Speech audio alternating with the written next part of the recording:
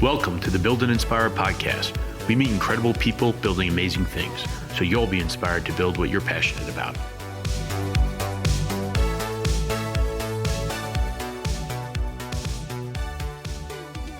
Sharon, you know what's funny? That we're actually doing this now because the first time you and I met ever was over the phone. And how long did we talk for? Probably like a couple hours. Right? And I feel like at this point, we've talked so much, we'd have like hours of content. So now that I'm finally able to get you on the podcast, I just feel so awesome.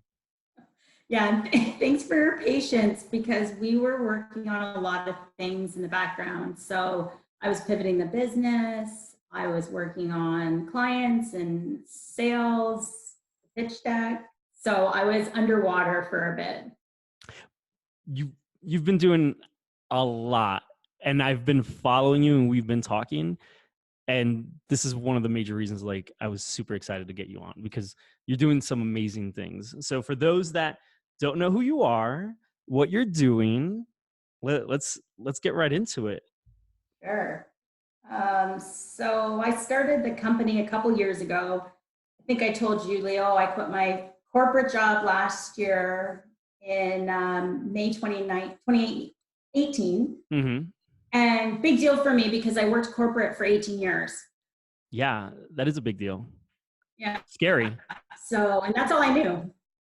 And then I went to do a program at the Harvard Business School. Mm-hmm. And it was actually more corporate training, so more CEO, kind of executive management. But during that program, there was one thing that stuck out for me, which is leaders that make a difference in the world. Okay. And I was facing a big question, which was, did I feel like I was doing everything I could be doing in my position, in management? It's also difficult as a female across corporate America, Sure. just because you're not necessarily going to get the chances that you think you should get. And it was moving slow still, and that was a few years ago still. Mm-hmm. So then I decided to start planning, and this was actually sort of 4 years ago when I started thinking about it, and I wanted to start my own business, so I had to think what that was going to be. Did you have was this like a burning thing you had inside you for a very long time, even before those 4 years? Like maybe it was like, I'm ready like 4 years ago, but was it like, did you always have this in you, like this little entrepreneurial burning desire? It's a good question. I think I always had a lot of energy. So a lot of my friends and family would say an overabundance, more than normal. No. Bottle your blood. I don't think there's too much energy. That's not a thing.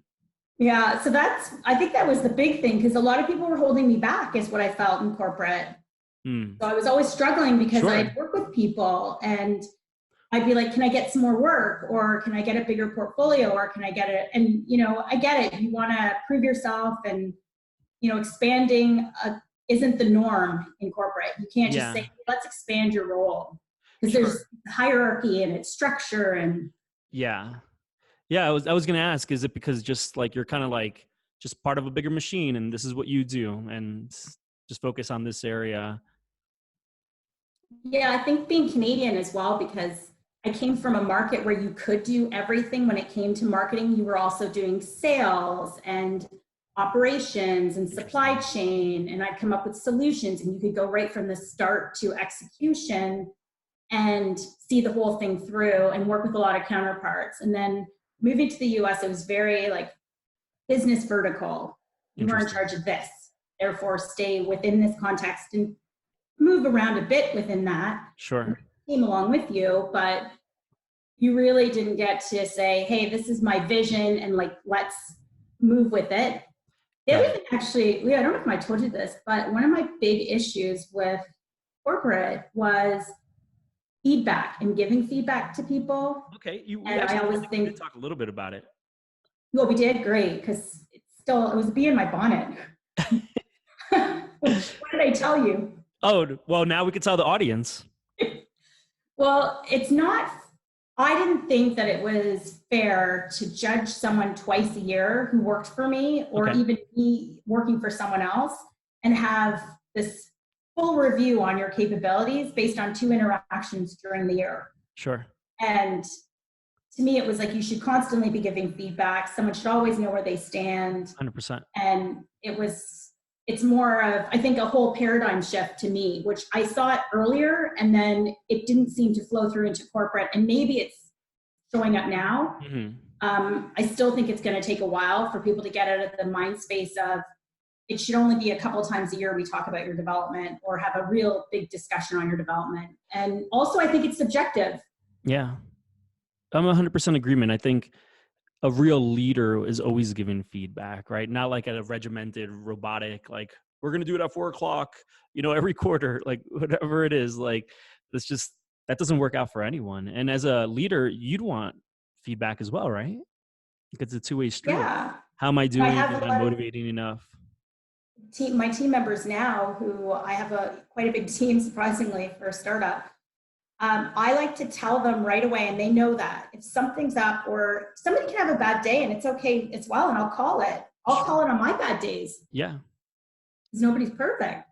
But in corporate, it was like, it's okay to be a certain way or to do a certain thing. And it's like, you're not allowed to have bad or good days. And, it's the whole thing, the concept of development plans, etc., was archaic to me. So morally and fundamentally, I had an issue with it. Yeah, no, I completely understand it. And I want to explore this a little bit more, but I don't want to lose a point that you said earlier, or at least a topic that you brought up, kind of like the differences between the US and Canada.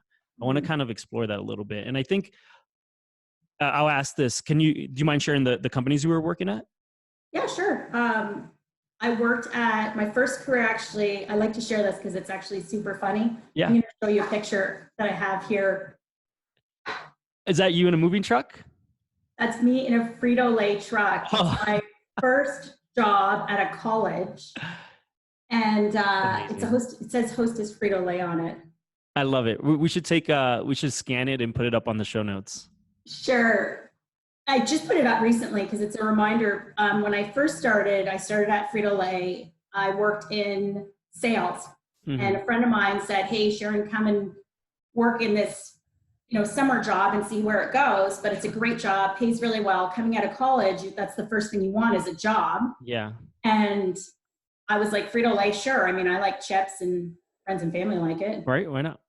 And I get to drive all over the city of Toronto to small format, medium-sized format stores and sell chips. Well, and also Canadians have the ketchup chips, right? Ketchup and dill pickle. Oh, all right. Yeah, we don't have those here in the States. I remember when I first went to Canada, people were like, you have to get that. Yeah, it's my favorite.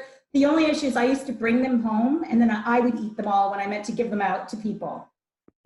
I used to work for Mondelez, like Oreo and all that. Yeah. And I used to eat one time I remember I went to Mondelez in East Hanover, New Jersey. I was driving back home. I got stuck in traffic and I had a whole thing of Sour Patch Kids and I was starving and I'm just like. Dangerous. So where do you start? Many funny things. I mean, we started eating chips at 10 a.m. I'm not saying that's right, but it's good for the soul. Worked at that. The funny thing about that one was, Leo, I was probably one of 3 women in sales. So you get up and you get there at 5 a.m. and you load your truck, this 24-foot truck with chips on it to go out for the day. And how long would your day be? So you got off around 4 and then you tidy up and stuff. And you would at those days, you drove the truck home. Now they definitely don't do that. And they track everything. Yeah, but I bet. Back in the day, we would take the truck back home with us and you parked it in a shopping mall. And then you would wake up the next morning and do the same thing again. Wow. And is Frito-Lay's owned by PepsiCo? Yes. Got it. So do you think the differences, and I'm kind of thinking about this based on my experience working with local markets around the world, did you have more autonomy in Canada because you were a smaller market? And I'm using air quotes, people can't see, but that are listening, but smaller market. So you had a lot more responsibility, a lot more things to do. And the US was the main headquarters where everything was a lot more verticalized. Yeah, I think there's 2 things. One, Canadians, we primarily worked out of the Toronto office or Toronto area. So there wasn't a lot of travel required for your job. Got So it. you would be centralized. You'd be able to just go over to the next person in supply chain or whoever's desk and talk to them and just get stuff done. Got it. In the US, I find you had people all over the country and you have to fly to see people, see customers, etc. Interesting. And then the second thing was just that the P&L wasn't big enough. Sure. So a tenth the size, or depending on the brand, sometimes like even less than that. Mm-hmm. We're responsible in Canada to run everything from start to finish. And it was just, it gave you a lot more autonomy for decision making, but it also taught you a lot more across the entire business. Mm-hmm. Because you were running, you know, a whole profit and loss statement from cost of goods and the fundamentals, which is why I ended up and where I ended up, and we won't get to that yet. But data was, everything we did was based on data then. Wow. Your whole profit and loss statement from, you know, this gross revenue, gross sales, all the way down to your costs, you were responsible for. Wow. So how did you go from driving the truck to then working in the corporate offices? Yeah, so I asked a lot of questions when I'd be driving that truck about efficiencies on things. See, that's that good energy you have. It's passion. I remember we got this one display, and I'll still never forget it. It capsized in the store because it was a hexagon. Okay. And it held Fritos and Cheetos. And when you put the chips on it, it would slide off, and then the whole thing would dismantle and store. Did no one test that Anyway, before? so yeah, somebody didn't test it. So when you had like interaction with head office, you'd kind of mention these things as well. And then you'd have HR kind of come out with you on your tour. And we had a good discussion, and they had a position opening up in the head office. And they said, why don't you come in and interview for this marketing coordinator role? And of course I was like, okay, yeah, sure. I mean, it was a hybrid between sales and marketing. So at the time I didn't realize, I asked a lot of questions. Marketers tend to ask more questions about stuff and plan more strategy. And so I was really fortunate because I got that role at Frito-Lay as getting into marketing at a pretty young age and just out of college, not even having an MBA, but my undergrad in psych from, you know, colleges there in Canada. Mm-hmm. So, and then the MBA was always a passion of mine. So as I was working in marketing and just starting to understand what sales meant to marketing, what sales decks were, how the customer received our products, and just all that stuff, 4 Ps, project management, I was studying for my MBA. Got it. Interesting. Yeah. How many years into your career was that? A couple years in. Okay. So I always knew that I was going to do another degree. And then I really wanted to, I was studying for the Master's of Business like earlier. It took a couple tries, by the way, Leo, for the GMAT. There was another story on that. The testing room had a window, and there was a squirrel outside the window. I was by myself in this room. People walked through my room to get to the bigger testing room. Really? Oh, no. Yeah. Oh, no. And you're nervous. So anyways. Oh, heck yeah. Yeah. I get nervous on tests. I was never a good test taker. Yeah. I negotiated a free retake. I always negotiated great things. So. That's awesome. Well, you ended up getting it. But one thing I also want to focus on is sales compared to what you're doing now is a little bit different, right? Because your customers would be like Targets of the world, right? Walmarts of the world. That's who you're technically selling to, right? Yeah. So what I do now is very different. Yeah. It's good to be on the other side, because when I had to negotiate, or when I understand like what clients' needs are. So the one thing I pride myself on, and I always tell my team, people will go 50% of the way. Our goal is to go 100% of the way. So always under promise, over deliver. Love it. So that's how I meet clients, get clients. It's when you worked on the other side, you kind of understand that you just go a little extra mile in terms of the data, the analytics, your insights. People respect you and they want to work with you. Sure. That's interesting. And now you're selling, well, actually, let's take a little bit of a step back. BREWASIS. That's what you founded. That's where you're the CEO. What does it do?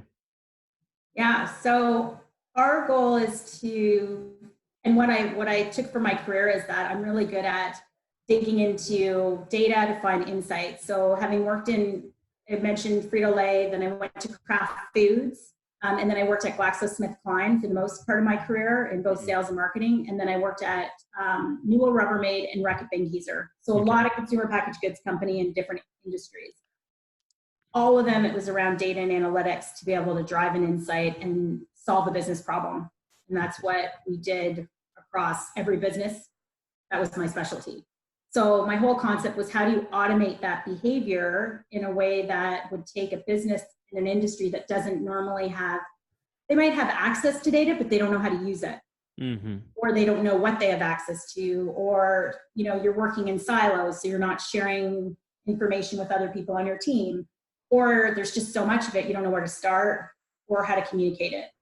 So the goal was look for an industry that I enjoyed. In addition, that it looked like there was high growth opportunity, because that's also when you analyze industries, you look at it and say, what's the growth rate? What's the P&L looking like? The margin? Are there people that need help in the area of, you know, information and knowledge? And then how do you take that and automate that behavior? And the alcohol industry came up. And actually, funny story, we presented to a lot of our customers, so Target, Walmart, Walgreens. Healthcare was always like a big high growth and big retail number. Right beside it to the left, which was the number one category, was alcohol. So I'd always be like, oh, just after alcohol is the healthcare industry. And so I always thought it was funny that this alcohol business in the US and just globally was so big, and it was still growing, and there was opportunity across the whole segment to drive growth. So started looking into it, and that's when I came up with the concept of getting into the craft alcohol space. And we started with craft beer, and then we expanded beyond that now to wineries, cideries, distilleries, and now even cannabis and CBD. Interesting. Which actually, you have a trip out here to Denver soon. Yes, August, middle of August. I'll be there, I think, for my birthday, actually. So August 8th to the 12th. Awesome. Well, if anybody's listening to you, they definitely should reach out to you and try to meet up and see what amazing things you guys could do together. Thank you. Hopefully I'll get this out in time. Don't worry, we're working on an industry newsletter, and we put stuff in for Father's Day, and I was like, oh, guys, Father's Day just passed. Oh, yeah. Oh, I do that all the time. People, I'm like, I'm going to promote this for you. And I'm like, oh man, I didn't get it out yet. Yes, we're like in lieu of like June being Father's Day month. Yeah. That's just one day of celebration.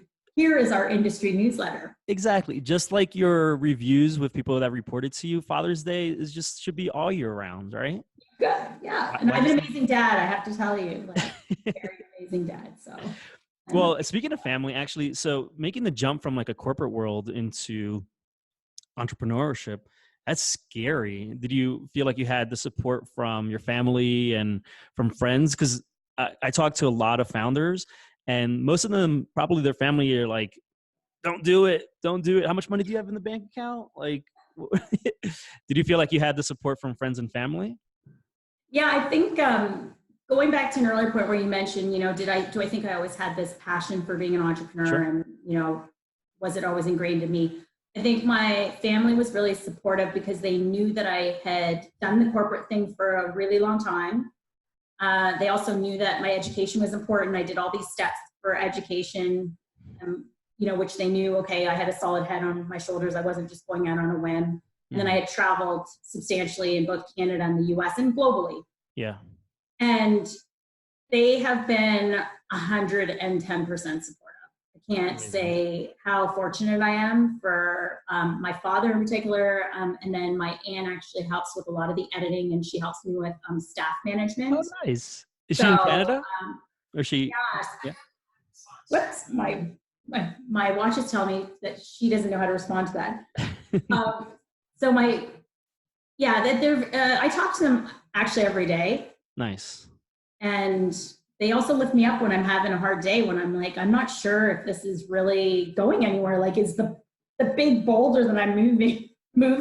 Sure. It feels like it's it's just stuck or going backwards. And they're always like there to encourage me. So I definitely have major cheerleaders. And then my friends are extremely supportive, even though, you know, I have some that would question, you know, what I'm doing. But when you work, as you know, when you're working on stuff, you can't explain everything to everyone, and you just have so much nuance. Moving. Yeah, no, and that's how you and I initially really got connected to and became friends. Just, we need that. And I realized that too. And I've had a lot of conversations with entrepreneurs, and you just need that support system. Going at it alone, it's like this old, I don't even know where it came from, or like the era that it came from, but like maybe the 80s, like, do it on your own. You got to work by yourself and get it done. And like, that's just not the reality of it. We all, as people, need to be supported and work with like-minded people and get that encouragement. I still even with all the support I have, Leo, I swear some days I'm like, okay, I have to literally tell myself, you have tons of support. People want to see you succeed. You know what you're doing. Like, you can make it happen. Yeah, no, that's a good point. I mean, there's the difference between hearing it and feeling it. Mm-hmm. Right? Like, I might know that I have all these people supporting me, but do I feel it today? And I don't always feel it for whatever reason, right? I just woke up on the wrong side of bed. And so I get it. I 100% agree. Usually I wait until the end to ask this question, but I want to ask it now is what do you do when you feel those days? Like, even though you feel the support all around you and you know, or not feel, sorry, you don't feel the support, but you know that people are supporting you, but you wake up and you're just like, because I hate those things like love what you do. And like, you know, Mondays just shouldn't feel like Mondays. Like, as much as I love what I do, sometimes Mondays suck. That's just human. What do you do those days? Yeah, it's funny.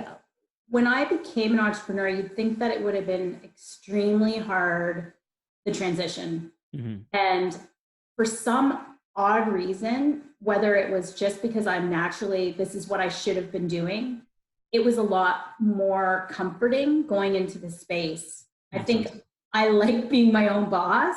I think I learned that I actually like making my own decisions majority of the time. I like a lot of autonomy. And so working in corporate, it was stifling me. So one thing I'm always grateful for when I wake up is that I have, even when I say like, maybe I don't feel that support, etc., I try to attack my to-do list, like something on it, because it's almost like the neurotransmitters in your brain, all that good feeling stuff. If you can get one little thing done, and I am one of those people that makes my bed every day, and I know there's a lot of studies on that, but I definitely do that. And on those days, Leo, where you're like, really, it might help just an inkling. Mm-hmm. I get outside a lot. That's a good thing for me. There's so much research behind that. I think there's actually a new book that came out about being in nature, how important it is. That makes sense. I did the craziest thing. I don't know actually if I told you this yet or not. So now I bike all over. Okay. So you text me sometimes when you bike, and I'm like, stop texting me. Wait, how are you texting me? Or is it voice? I hope it's voice. It's not, but I'm usually stopped at a light. Okay. Yeah. Someone's like, wow, how is she texting me right now? Like, I could barely ride the bicycle by myself without like. I'm so good on my bike now. People are amazed. They're like, you got here in 30 minutes or you got here in 15 minutes. And you're in Brooklyn, for the audience. You're in Brooklyn, right? Williamsburg? Yeah, I'm in Brooklyn, and I'm actually in Bed-Stuy. Oh, okay. But I bike into Soho because we work out of the Amazon loft space. Okay. A couple days a week with my team. So it's usually Tuesdays and Thursdays for everyone who wants to catch me there. It takes me 30 minutes to do that bike ride. Wow. If you drive it, anytime I GPS or I look and see on Waze or on Google Maps how long it's going to take me, it's normally going to take me less time riding my bike. Oh, I bet. Mostly because of traffic. And you've got to park, and then you've got to walk from the parking spot. So add on that, and you're already, I'm about efficiencies in a lot of things I do. So this bike thing is amazing. It's like changed my life. Yeah, and you get a workout in. Oh, yeah. Yeah. And the endorphins. So being outside nature. So I just bought a rain bag. I forget what brand it is, but it's amazing. I went to ride. Did you say a rain bed? It's like a rain bag that you attach onto the back of your bike on a rack. And I was always worried about my laptop. So all of a sudden I'm like, I'm going to get this bag. It was a little expensive, but you know, I was like, this makes sense. I have a portable monitor, a second monitor, and my laptop. Uh-huh. I put my lunch and everything in there. It feels like I have a couple kids back there that I'm riding with. So happy. I probably have a better workout because of it. Yeah. Anyway, Oh, wait. I've been in this torrential rainstorms that we've had here. Fine. Everything is fine. I feel really good. There's nothing on my back. I have a rain jacket and rain pants now. Wow. Look at you. That's everywhere. That's awesome. I used to, when I lived in Des Moines, Iowa, I used to take my bicycle everywhere. If I went food shopping, that's what I did. And I need a bike here, actually, Leo. We'll go biking. Yeah, let's do it. Actually, I'll ship my bike over. I need to do it. Okay. We'll definitely do it. So that's awesome, though. Like, I feel those days too. I wake up sometimes and I'm just like, what am I going to do? Sometimes actually, maybe the worst for me is when the day ends and I don't feel like I completed enough. And I don't even know what that answer is. Like, what's enough? I can't answer that. What's funny, last week I was like, what did I do all week? Yeah. Well, I've been focusing on the concept of managing your energy and not managing your time. Mm-hmm. Because earlier in my career, not even earlier, like even just a year ago, I'd set up blocks on my calendar, like, all right, you know, podcasts, contracts, emails, but then I'd get the notification for like contracts. And I'm like, I don't feel like doing that now. And I think I have a bit of anxiety disorder because sometimes I'm like, oh, am I not going to feel like doing it ever? But I now trust that I will get that feeling, like that inspiration will come, that drive will come. But I'm okay now with it coming on a Friday at like 10 o'clock at night. So I'll work on it. Are you kind of doing that same kind of thing, like managing your energy, or is that? I allocate stuff based on a lot of we have a lot of stuff going on. I think I explained that we don't have a CTO on our business, so I'm the CTO. Mm-hmm. And obviously being a CEO and a CTO, probably a conflict. Yeah, well, I mean, completely different skill sets, right? So I've had to divide up a lot of my time on getting stuff done I always tell my team that I have 50 swim lanes going on at once. Sure.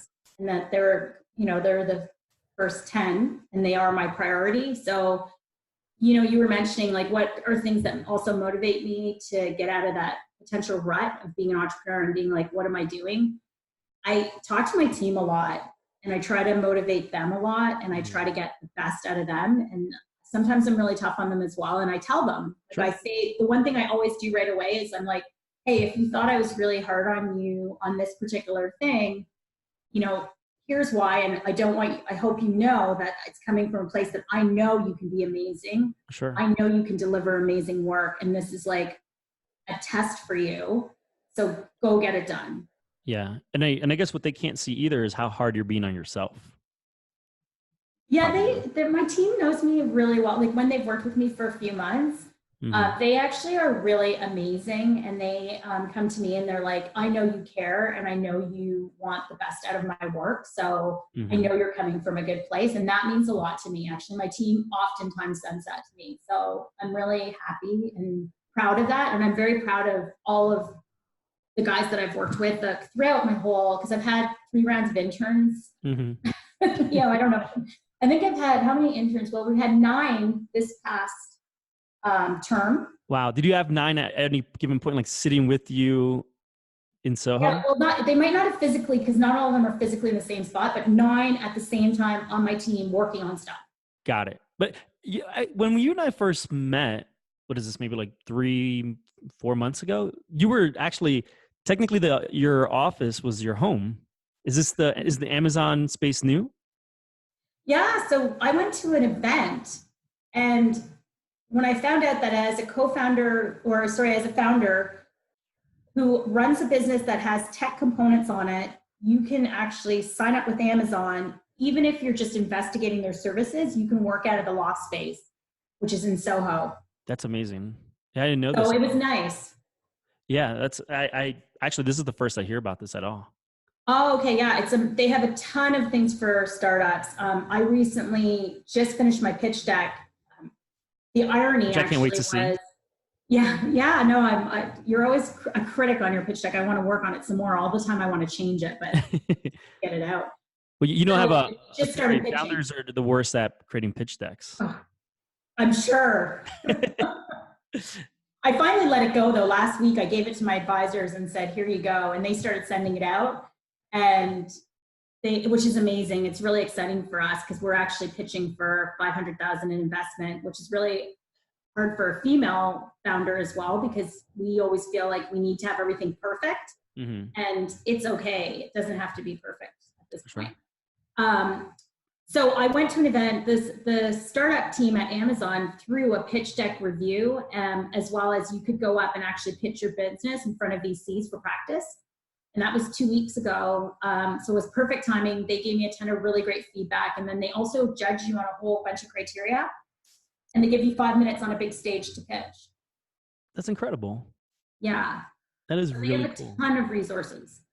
Yeah, this is literally the first time I ever hear about any of this. You'll have to come visit us. Oh, I'll be there. We'll ride our bikes together.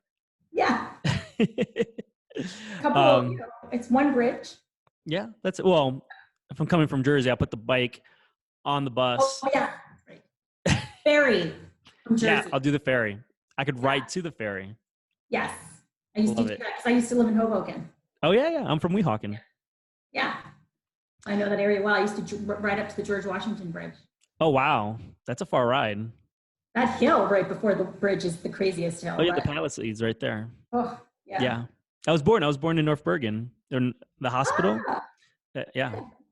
Right that's over awesome. there. Yeah, I ride by it. Yeah. Oh. Palisades Hospital. Now I think it's called something else, but that's where I was born. True Jersey boy, is what you're saying. Oh, this comes up a lot on the podcast, and somehow I randomly have a lot of New Jersey guests. Good to know. Yep. So I first Canadian guest? No, you're the second, actually. The last episode was Brent Rogers. He's in Toronto. Actor turned salesperson.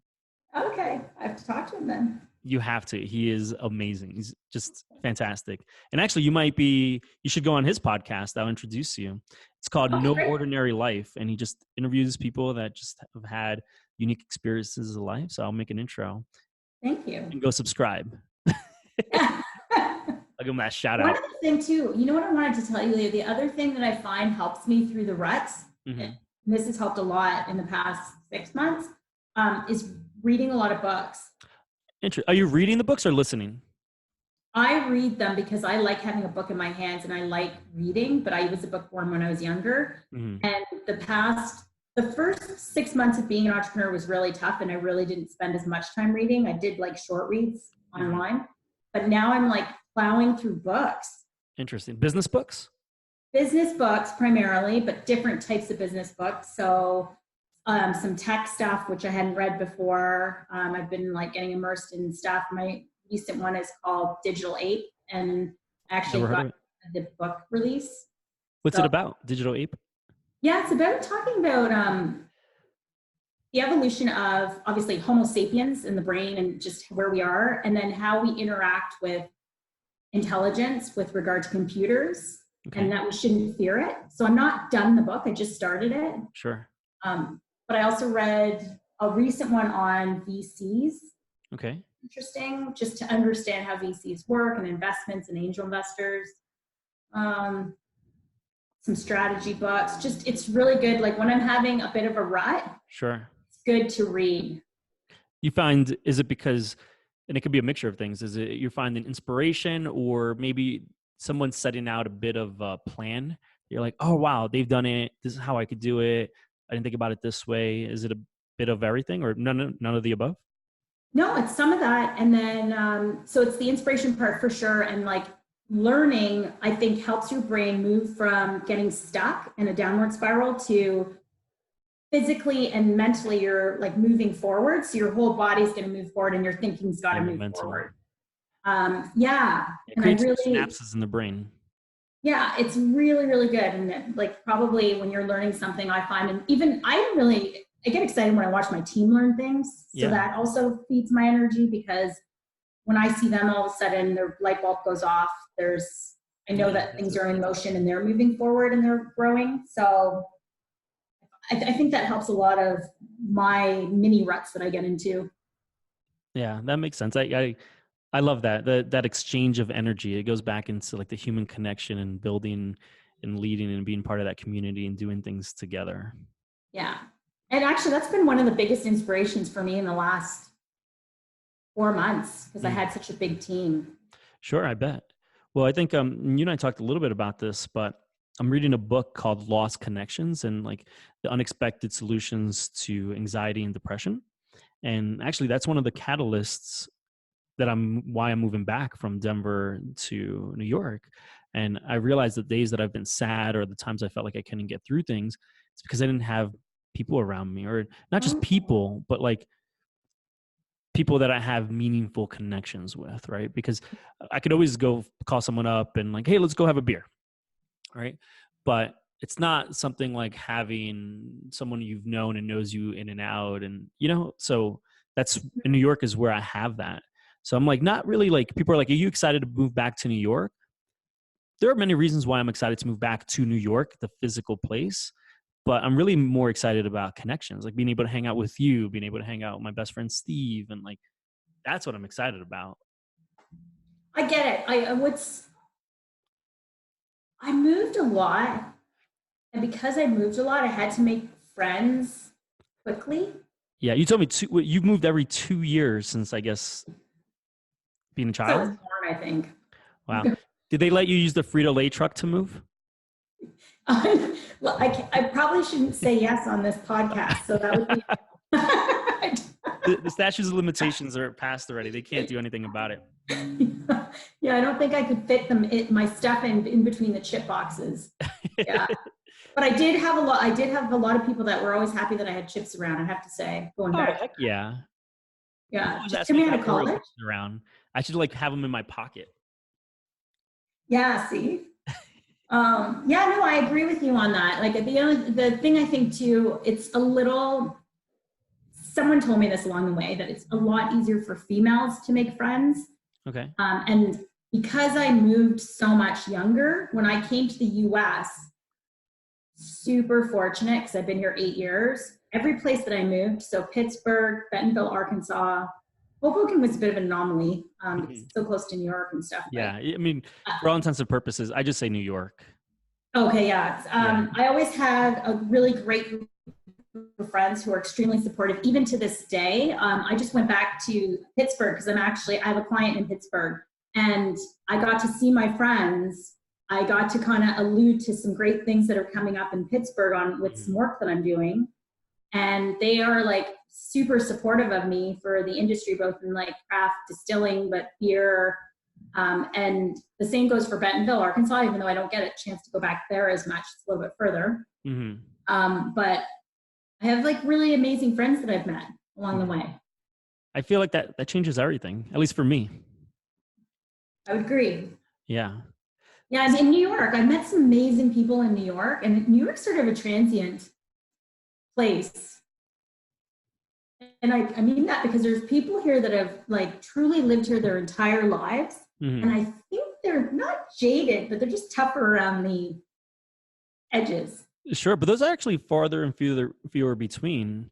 Like when you move to New York, you meet very few New Yorkers, like true New Yorkers, or at least Manhattanites. Like you might meet someone from Staten Island or someone that grew up in Brooklyn or something. But think about how many people do you actually, maybe you do know a lot, but maybe like think about it, most people don't know a lot of people that actually grew up in Manhattan.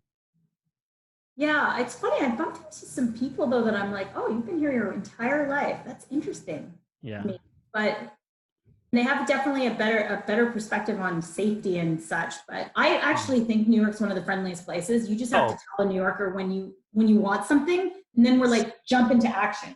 Same. No, I've seen people get into trouble, and New Yorkers will help you and support you. Yeah. Like, people have things to do. They're getting to work. They're doing this. They're doing that. But if you need help or support, or even being from New Jersey, I remember when I started working in the city, I know how to get around. And if I asked someone would stop and tell me like, oh, you go here, go there. Like, yeah, I think it's a bad stereotype about New Yorkers. Yeah. And I think too, when you live in Brooklyn and you go into Manhattan, every day you get the best of both worlds. Agreed. That's how I feel about Jersey. Yeah. Same kind of thing. Like I feel like I go I mean, it's really a different world, especially I Jersey. loved living in Hoboken. I just, for the industry, and I don't know, I feel I'm a better fit with Brooklyn, I'll admit. Yeah, that's fair. No, for me, it's just that it's home, Yeah. you I know? think it's the cocktails and the happy hours here, though. We'll drag you out here often enough, Leo. Don't worry. Please. No, yeah, we got to A go lot of dancing too, right? Yeah, On the exactly. weekends. And You know, I love dancing. rooftop parties that all of a sudden, as an aside, but you always need to take some time. Hey, another thing, you need to take time off. I was becoming a workaholic. Yes. And I'm with some friends. Actually, I'm surprised my friends didn't disown me because I know they wanted to, and they got tired of even asking me to go out. And they're better now because they know I need to work a fair amount, because in my industry, that's another thing. You get a lot of meetings on the weekends. Sure. Oh yeah, because you're working with breweries. Yeah. So a lot of, and then travel, etc. You know, you're working 7 days a week, but I said, and especially with summer, because you know summer is so short in the Northeast, you have to take advantage of getting out to. We have so many great things like the beach, and then you're gonna love. I'm excited to have you back. Yeah, no, I'm super excited. And actually, we've never met in person. Oh, that's so funny. You're right. I know, right? How crazy is that? So one of the things that you've brought it up a bit, and I definitely want to tackle it. And there's 2 points that I want to talk about is, being a woman in business, being a woman in the entrepreneur as a founder. What are the challenges there? And also, like, just for everyone listening, what are the ways to overcome those challenges? And do you feel things are getting better? Sorry, there's like a 20-part question. I'll try to touch on each one of those 5 minutes. No, so I'm really excited about one thing that I'm going to mention. So I actually entered into the Tory Burch. She has a foundation that it's called the Fellowship. Okay. And or fellows, and you submit your business and your business plan, and she picks out 50. I wasn't selected as one of the 50, but I'm going to reapply again because I think it's just business stage. Awesome. So Tory Burch, if you're listening, I'm going to enter again. But I'm definitely listening. She gave us a 6-week program at Cornell, and it's paid by the Bank of America on female entrepreneurship. Love it. And I am so happy that I have this opportunity, because what it's done, you were asking about being a female founder, Leo, and it's really exciting time. So one thing, I'll start there. Like, people want to invest in females. 2% of all the VC money was going to female businesses. I think it's slightly up to 4% now, but that's just no money going into female founded businesses is the simple statement. And some of the things that were brought up, and this is in the course itself, is that people, in particular men who maybe are running these VCs, don't understand the female businesses. Okay. Maybe it's in industries they're not interested in, and I'm not going to list any, but I'm sure we could 1,000. In addition, women don't like asking for money. Okay, interesting. Like, straight and narrow, it's we will ask you for money if we know we're going to guarantee you your money back. Because I did actually, my thesis, I didn't tell you this, but when I was in my undergrad and I did an undergraduate thesis, I did it on spending and saving behavior and the differences between gender and ethnicity. Wow, I didn't know this. Yeah. And the big finding is men and women use money in a different way. Okay. Summary is really, males use it as a tool, no surprise there, but showing power. And then females use it as an opportunity for communication, relationship building, kind of sharing or potentially providing a good feeling when you're purchasing something. And then there's differences across ethnicities in terms of how you're using money and the amount of debt, et cetera, that you're comfortable with. So it's just we looked at 3 factors as a female founder that are against you, or that you should consider. Psychological barriers, sociological barriers, economical barriers. Okay. And this is all in my first week taking this course. Wow. And I was just like, this is amazing, because these are things that I potentially thought about, but like never had a discussion or an intellectual debate on why I have barriers and what my barriers are when I have a super supportive family, and my father's never made me feel like being a female, I would have an issue getting and achieving my dreams. Sure. But for some odd reason, there's these other things, economical, sociological, or psychological, that are barriers. Interesting. And we could talk about one, we could talk about many, but is there one that sticks out in your mind that you really, maybe from a personal perspective, narrowed in on and now found a way to overcome that challenge? And the reason I'm asking too is just so we could talk about it, and for other women listening to this, for them to like build those skills. Yeah. I'm going to touch on all three because I think they're all important. Yeah. I mean, we could talk for 5 hours. The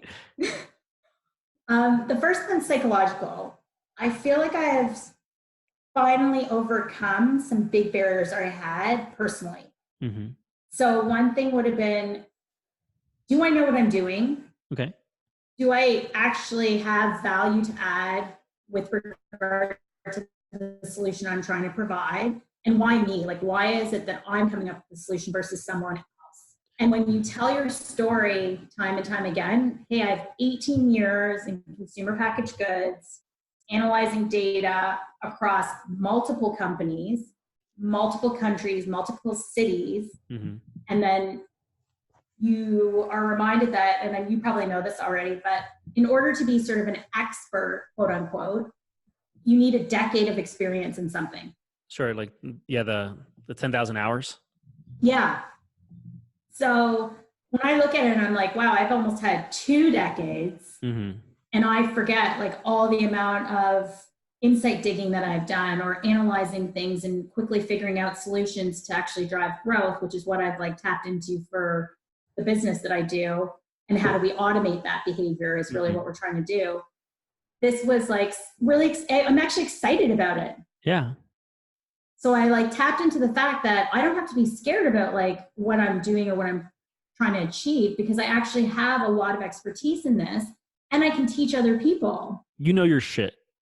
Yeah. But it took some time to actually believe that as an entrepreneur, because you're like, what am I doing? Like, where am I headed? I'm steering. I tell people what entrepreneurship is. You're in an ocean, you're steering a boat, and you have no idea. Okay, fair enough. You know where the sun's setting and when it's, but you don't really like have something that's you are your compass.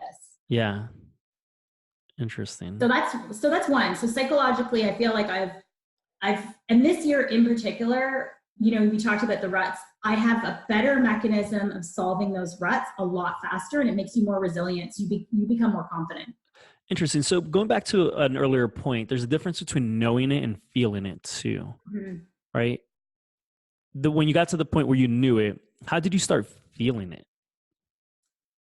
Or it just came, it was... What? This is going to be funny, and it's going to be different for each person. I started feeling it when people would say it back to me and be like, holy shit, like, look at all your experience, or you went here for school, or you did this, you traveled this, you did 3 weeks in Europe studying beer and like the craft alcohol industry. Or when I would present to some advisors and they'd say, you really should be speaking on this topic because you know way more than I even assumed you knew. Yeah. So I think it was getting out there and putting yourself into uncomfortable situations and actually pitching your business. And that took a while for me to do. So it's been a good year on my own. And I've been doing that in the last sort of 6 months, teaching my team and getting like really structured, because we have an onboarding and an orientation, kind of leverage that for my corporate career. Where I love that you have that. You know how many startups have like 0? Okay. Yeah. Very structured. So and I want them to know the business, and I want them to know the history and some of the funny things. Like, we talk about funny stories. So I love that. I try to say, like, there's one funny thing that happens to me a day, every day.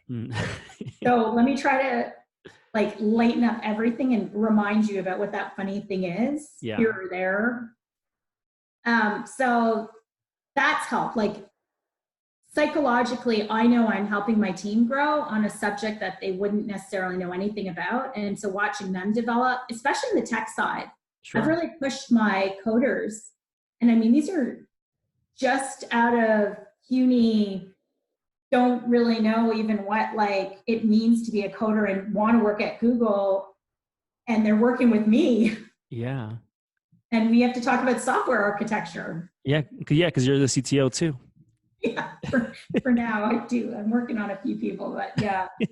So, and it's good because I bring a different perspective, which is more visionary, but they are the ones that have to like deliver something like a software architecture or a review of the APIs or, you know, hey, like this is what our code should be like in what format, and Yeah, here's what a minimum viable product should be. Yeah.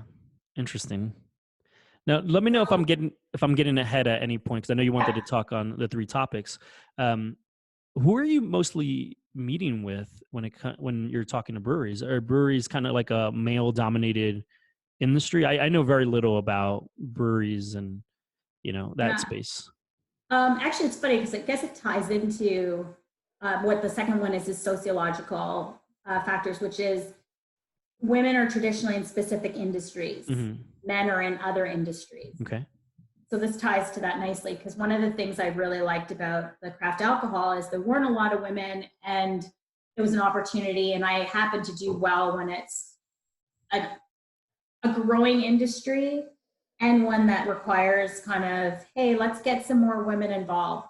What I found actually, when I do my cold calling, which there's various ways I do to get clients, but when we do cold calling, which is reaching out to a brewery, first we just kind of contact them on their site. The women have a tendency to respond more and to be a little more engaged. Mm-hmm.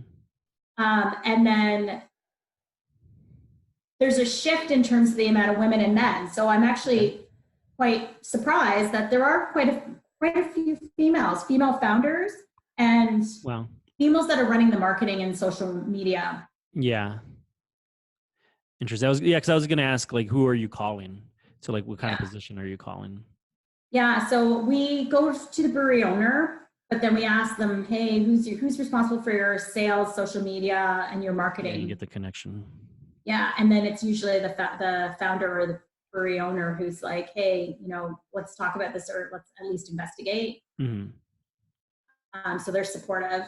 There have been some old school folks in the industry that actually don't feel like, no surprise there, that don't feel like data per se might help them understand their business better. Mm-hmm. Or they're not clear, and that's okay because that's my job. Yeah. I'm supposed to like make sure like, hey, this is what we can do to unlock growth with you, or here's what our software as a service really means, or like, hey, let's test out and trial and see like you actually think these are driving business, and then we go from there. And so far so good. I mean, amazing. So I mean, maybe this is hard to tell because this isn't always upfront, but do you feel that sometimes maybe, or have you ever had an experience where you felt you weren't connecting as well because you are a woman, maybe talking to a male? I have in other industries. Mm-hmm. The receptiveness I've seen in the craft, which I'm really happy, it's very entrepreneurial, has been amazing. Fantastic. Yeah. So far, so good. Yeah. And actually, I think it's a competitive advantage now. Sure. Like you said, people are looking to invest and people are looking at like, hey, more females in the industry. I finally overcame that other psychological barrier, which was like, do I have something to offer? When I sit in meetings, and a lot of males still, I get feedback, and I actually put out a survey to get information back after the meeting to say, hey, what did you think of the meeting? Did you find the information valuable?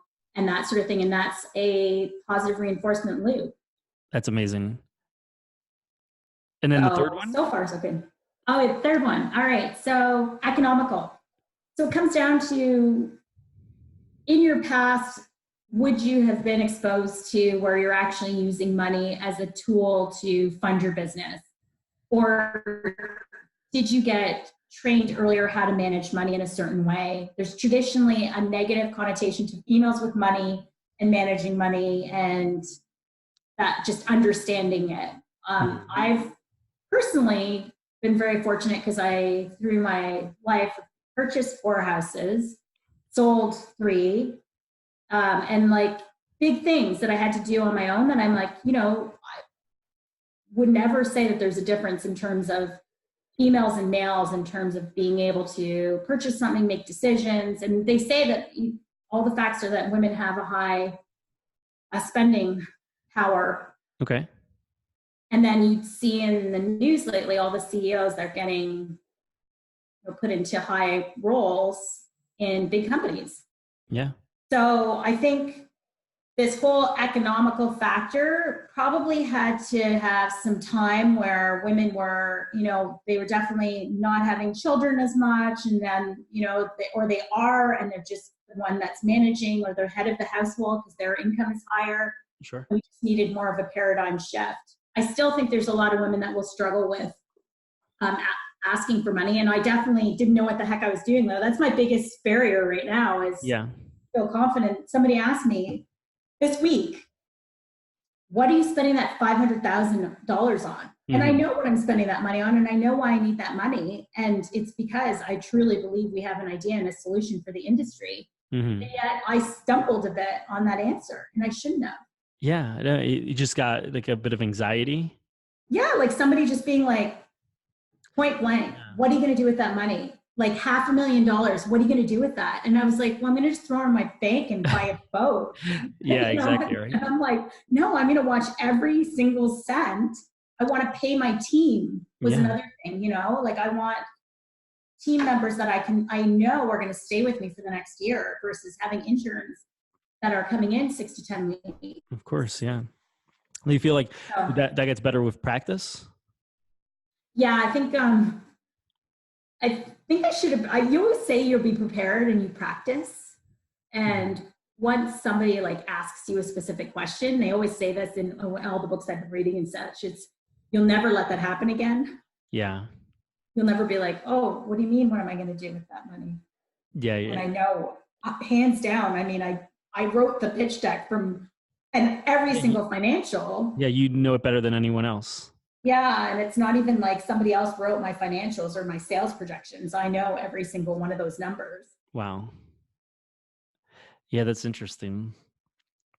So it's funny. It's one of those things that we should talk about it in 3 months and say, okay, where are you now on that? But not 3 months because I should be funded by then. But well, certainly. I mean, the beautiful thing is we could do it in person too. Like we should have a follow-up 100%.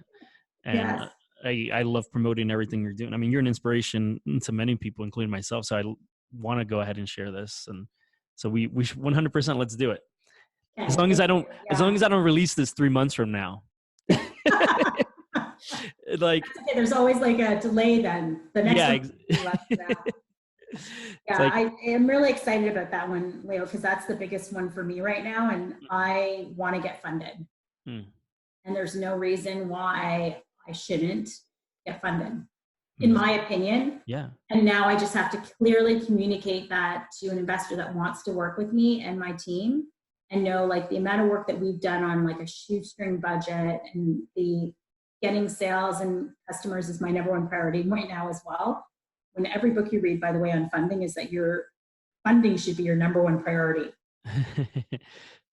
Money, money, money. Yeah. Yeah.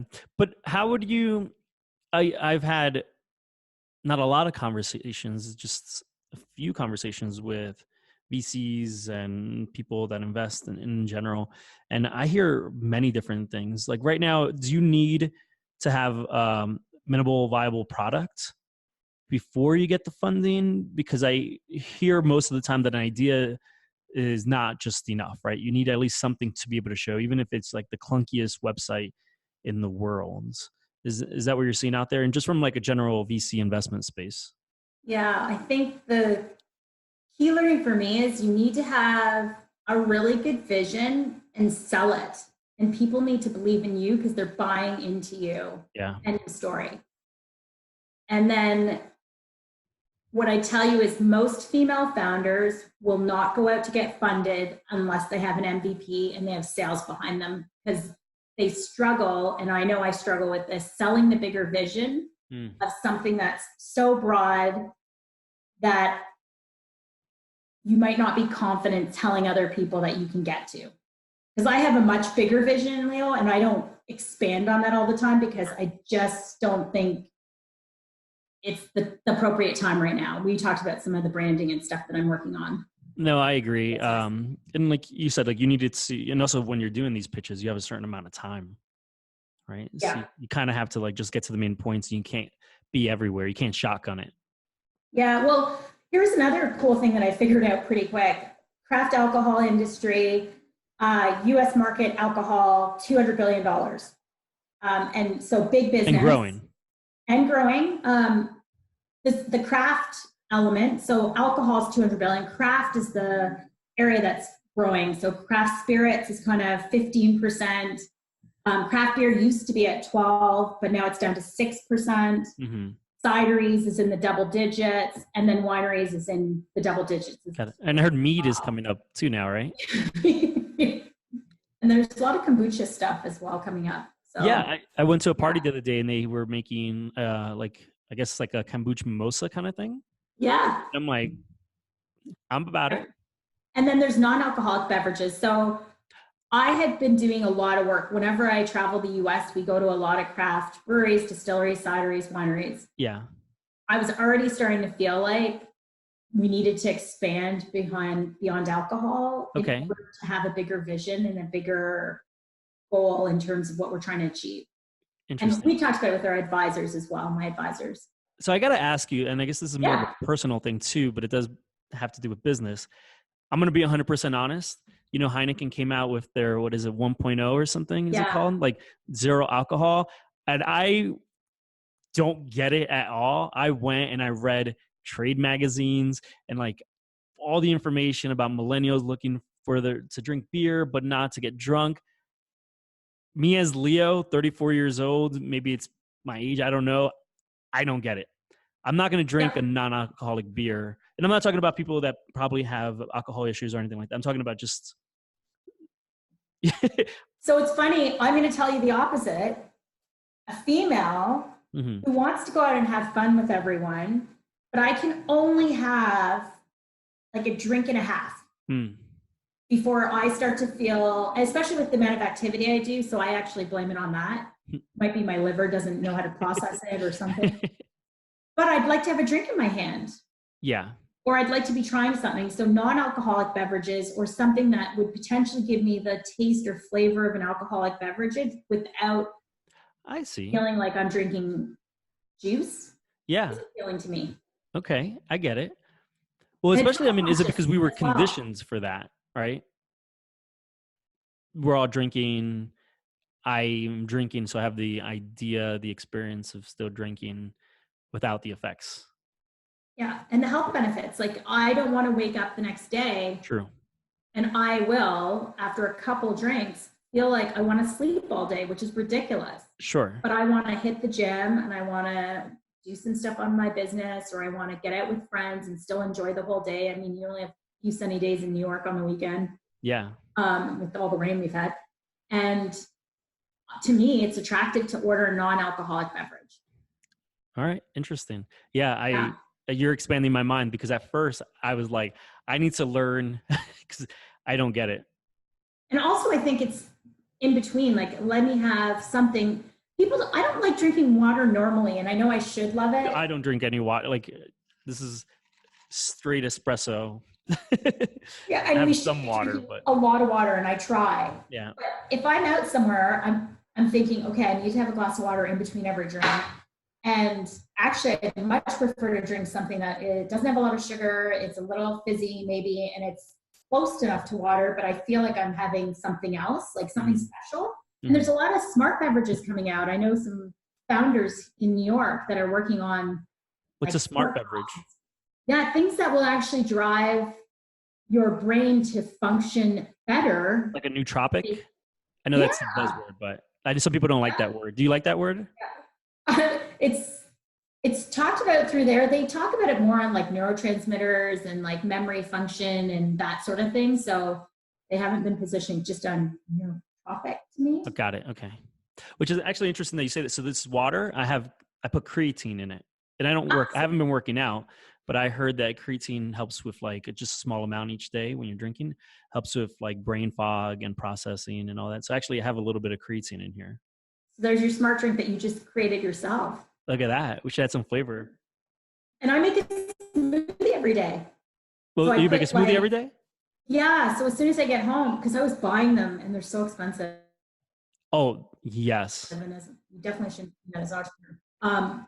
I just ordered like my protein powder, almond milk, put water in there, kale, and I just blend it up and I drink that throughout the day. Amazing. I'm like, my brain is imagining like a creatine, protein, alcohol. Can we put creatine in like a non-alcoholic beer? Well, now you make me think about putting creatine in and protein powder in a beer. Yeah. It doesn't taste that great, but I mean, maybe we have to crack it. Vodka. We'll make it taste great. I heard there was a protein vodka because someone from the Jersey Shore actually came out with a protein vodka. Okay, I'll have to try it. Yeah, I don't know what it's called. A lot of the trend now, our newsletter is going to have it, but we were looking at all the ingredients too that everybody's putting into beverages like pomegranate, chamomile, honey. Oh, interesting. Yeah, there's so many great ingredients that people are putting in. I mean, the traditional is an IPA and having like citra and hops and stuff, but now everything, chocolate, especially in stouts. Interesting. CBD. Yeah, well, CBD, being here in Denver, it's everywhere. Yeah, have you been trying some CBD drinks, and how do you feel about those? It puts me to sleep. Actually, someone handed me something. It's right over there on my counter. I have 2 little vials. It just puts me to sleep. Okay. I know it's not supposed to have any psychedelic. Sorry? You wake up refreshed? No, me personally, I fall asleep and then I wake up like 2-3 hours later.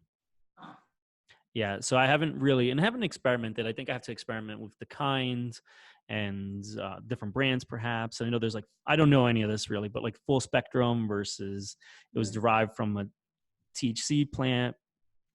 I have to learn. I think I got to experiment a little bit more. I'm a believer though. My aunt has epilepsy and she was one of the first people in New Jersey to start smoking CBD cannabis. And she was able to come off of Ambien and a bunch of other medicines. So firm, I shouldn't say believer. I know it works. Yeah, that's amazing. And this is where it's scary for the pharma industry, which is where I worked for a long time, obviously. RB? The RB and GSK. Yeah. Yeah. And so when you think about stopping taking an OTC over the counter, even Advil or Tylenol or a pain reliever like Aleve, instead pivoting to something like a CBD oil and even creams. A friend of mine told me I can get creams for muscle aches. Oh yeah, you could. My aunt bought my uncle cream for his headaches, and he says, "Oh, yeah." So like that to me is amazing. And why there's something else we talked about. We talked about this one. It's Sunday Scaries. Yeah. The brand and. Oh, that's a brand. I didn't know it was a brand. Yeah. Oh, I love that. Is it a CBD company? Yeah, it's called Sunday Scaries. Yeah, I love it's an edible. Oh, I didn't know this. Get rid of the Sunday Scaries, and you take this, and it should chill you out a bit. Now I'm with you. Because I'm Canadian, and I went home. I guess in January. I think we ordered 15 different types of THC across the whole indica, all the way down, and I was just like to Steve, and I was like, whoa, this is a lot of stuff. And then there's a definition under each. Oh, yeah. So in order for you to see like what the spectrum is, this is going to give you this and this. And then each one. So I think there's a lot of education actually in the cannabis industry that needs to be done, both CBD and then anything related to THC, which is a really exciting time, which is why I actually started working in that industry now. And we're working with a brand in Colorado, and we're looking a lot at the edibles, and I'm trying to get into working with the Canadian brand because edibles were just approved in Canada. Got it. And it's federally legal too in Canada. So yes. Yeah. Still some, obviously here, for me, just investigating a lot of the space because some people that I work with, CBD is really easy to be able to navigate through. And so being educated on that, because it's federally approved in the Farm Bill, is a lot easier, and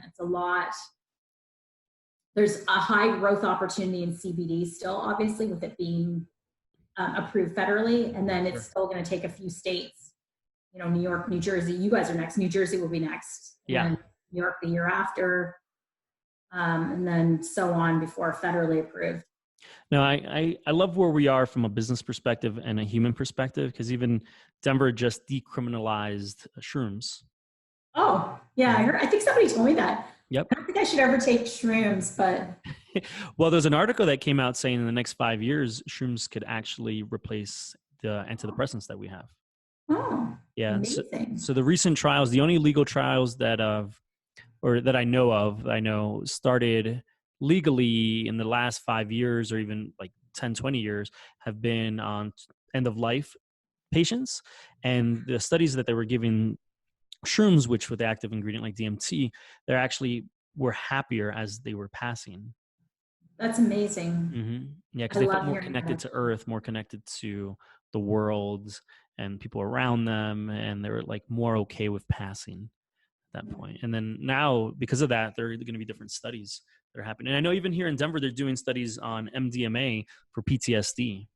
And yeah, I know there's been a lot of work on that. I thought it was actually being used before. I think it is. I don't know where the legality of it is, where that falls. Oh yeah, it's not. Yeah, I think they stopped using it, and yeah, okay. So it looks like they're doing studies again. Yeah. I don't know. I'd have to look it up, but in fact check. But yeah, I think it's still a weird gray area, like ketamine. Yeah, there are ketamine clinics all around the United States, and they're used off brand, so they're not covered by insurance or anything. But it's been proven that they actually helps people with depression, and especially people that have a hard time fixing their depression, and it happens almost instantaneously. So once you have an infusion, I think it's like 30 minutes or so, and you start feeling the effects, the antidepressant effects, within a few hours, maybe. Is ketamine natural? No, from what I understand, it's a tranquilizer. I think it was used as people love to say it was a cat tranquilizer, but I think it was a horse tranquilizer, and then just generally veterinarians use it as a tranquilizer for animals. Yeah.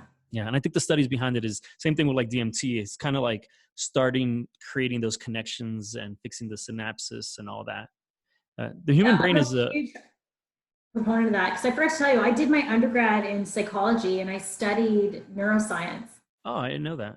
Yeah, I don't know. Actually, this is a personal thing. Both my mom and my brother had schizophrenia. So I studied psychology and the brain because of them in college. Interesting. We could have a whole other, this is a topic that I love too. And I was talking about the book.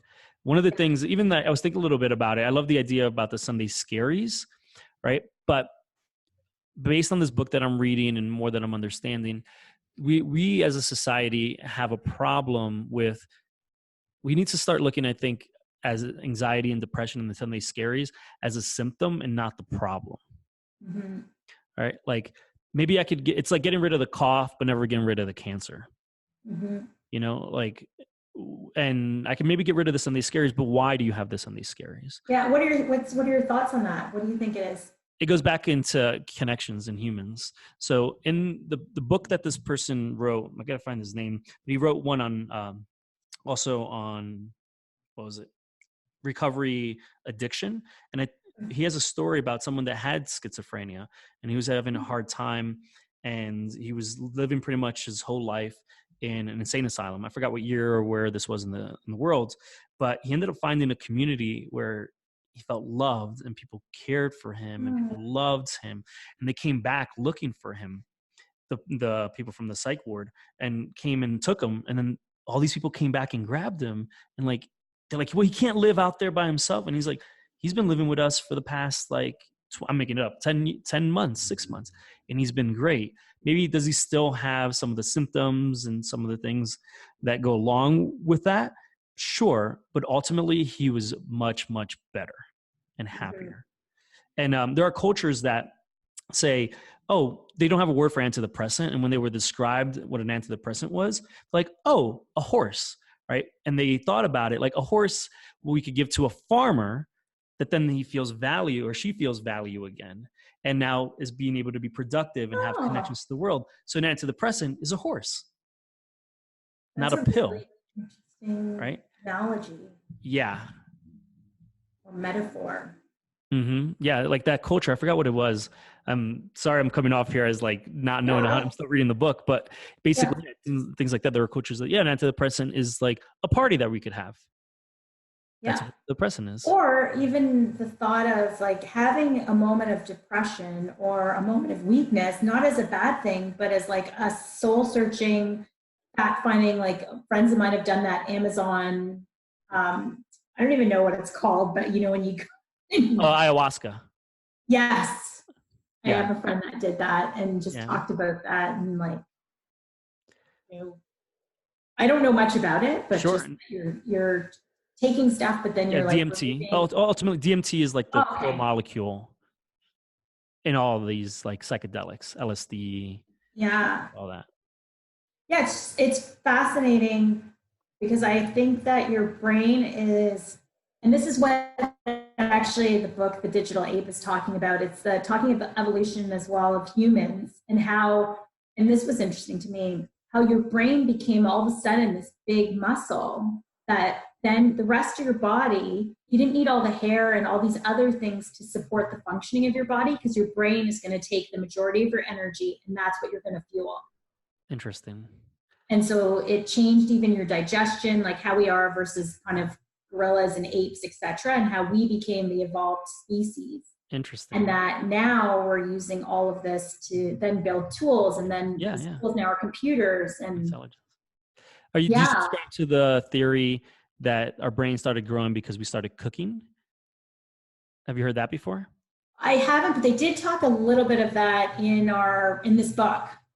So I just started like uncovering this whole concept of like, what is it that caused your brain to evolve? And a lot of it was around tools and the creation of tools, but I'd love to hear more. What are your thoughts? Yeah, this theory is related to cooking. Like we were able to now start digesting and ingesting our calories better. Yeah, and therefore more started going to our brains, and then we started focusing on the other areas that you just mentioned. So it's funny. It talks about digestion efficiency, which then promoted our brain. Yeah, well, also you think about it, like they call our stomach our second brain. That's where they know serotonin comes from. Serotonin doesn't come from the brain; it actually comes from your stomach. Yeah. That's why when you feel in love or you feel nervous, you feel. Yeah, and then there's also theories about DMT and actually cannabis have evolved with us as humans, right? And schizophrenia is an interesting topic to think about too, in the whole bicameral mind kind of aspects, like being able to hear your thoughts, bicameral mind being like being able to know that you're thinking. But as when humans were evolving, they never actually had that little voice in their head. And maybe DMT or shrooms actually helped them hear that other little voice. And when humans first started hearing that little voice in their head, they didn't know what it was, and they thought it was God. So these are all just theories that are out there that I didn't hear that one, but I will tell you, when I would talk to my brother when he was under a supposed schizo, like an episode, yeah, he actually would tell me that he was done with his material body. So everything he said made sense. Sure. Like he's like, actually, I no longer need this, and it's time for me to like move to the next level. Sure. In many ways, his brain was like expanding. Yeah. In many ways, right? Yeah. So it was just interesting. But then, of course, he also did some interesting things where his brain almost seemed to, it was just working in a different way, because when he was picked up by the police for his first spell, in which they found him, and he was in a Santa suit and he jumped in front of a bus. Okay. They picked him up and he was talking in rhyme. So every sentence rhymed with the other. Wow. Yeah. And they're like, we got to take this guy in. There's something, they were just like, whoa, this is really interesting.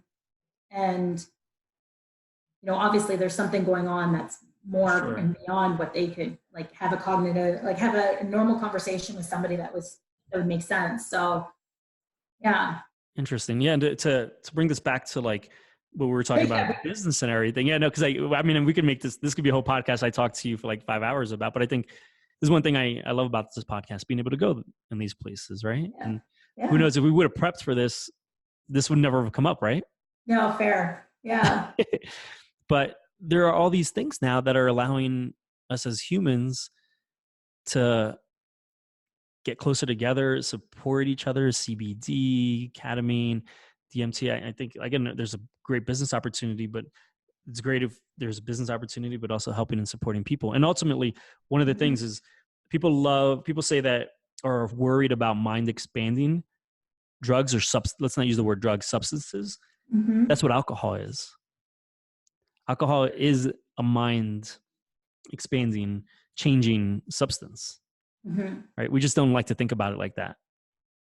I think I've always considered it as, something that it's because you can consume so much and then you end up, and it's actually interesting because a lot of people were like, how do you feel working in this space? And I was like, oh, completely comfortable, because people, there's obviously, especially with millennials, there's more of structure around how much you're going to drink and when you're going to drink. And then also being particular about what you're consuming. Sure. And there's just more awareness around it, which I think is great. Yeah. I think there was a big period of time where it was like, just drink that you're just drinking to get drunk. Yeah, exactly. Yeah. And I think it's also a big problem, even in like the nomenclature and the way we use it, even like legally, it's like drug and alcohol. They're being separated. Yeah. Right. Alcohol is not a drug. It very much, is like a substance. Interesting. Do you feel, because I've had these conversations with folks, do you feel there's still taboo in the United States being associated with cannabis? I know there's no taboo being associated, generally speaking, with alcohol, right? Alcohol is everywhere, commercials, TV, print ads, etc.